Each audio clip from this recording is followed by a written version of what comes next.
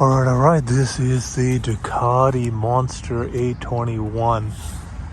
The first thing I want to point out about the bike, I just finished a 30-minute test ride on this. I brought my other Street Fighter in today to get some service done and took this out for a spin. And I want to just report my findings. So first thing I want to say is these Ducatis look amazing, particularly this 821 in this monster design.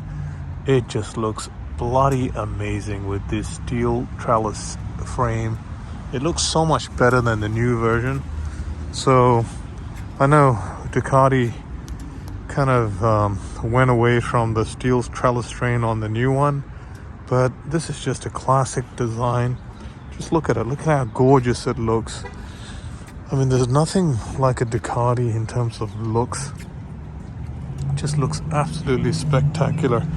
This has got the red and white, unique red and white finish, and looks spectacular. This bike's got about 6,500 miles on it, and it's a used bike.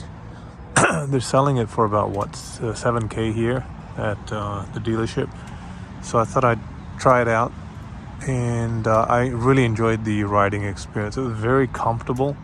It had a lot of power, considering this is their entry-level engine. It still has lots of pep and lots of power. On the freeway, you get it up to 5,500 revs. You can get up to 70, 80 miles an hour, 90 miles an hour very easily. So there's no shortage of power. In fact, it's a smaller engine. It's lighter, right? And then some of the bigger V-twin engines, and it's just got more than enough power. The handling is fine, and Ducatis make, all good handling bikes in general. So nothing wrong with the engine, nothing wrong with the handling. It's good. Now, the only thing, and the sound note on it, with this L-twin engine, it makes a really good sound note on it as well.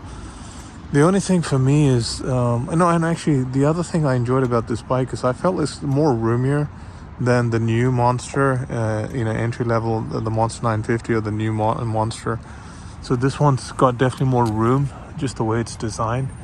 So that was a good positive in addition to the looks, and it drove just fine. A Ducati is a Ducati. Just the exhilarating engine feel, the noise it makes, it's just amazing.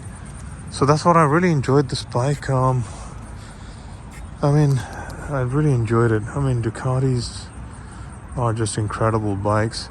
I think for me, considering that I have a Street Fighter, I have the V4, for me it's probably, since I'm so used to the power, I just like big powerful bikes. But I could still see myself owning this if I didn't have the V4 on my KTM. I would definitely consider owning this. The only thing I didn't like about this bike is it doesn't have a quick shifter, right? That's the only, because since I'm so used to the quick shifters on my Super Duke and my V4, right, I gotta have a bike with a quick shifter. So that's the only drawback. But back then, I don't think they were making them. They probably had quick shifts, probably an optional, but this wasn't fitted in this one. So quick shifter is a must. But in terms of a classic old design, I think this is a great buy. It's a great looking bike. And the only other thing I didn't like about it was the dash, right? This thing, it's got this old manual dash, old TFT, no color. But that's not something to do. It's not the fault of the bike. It's just at that point in time they didn't have TFTs, I guess, colorful TFTs, and quick shift is built as standard. But overall, this is a classic. It just looks amazing. Ducati's a Ducati. And I'd highly recommend if you want to get a used one and you're getting into the game. All right, cheers.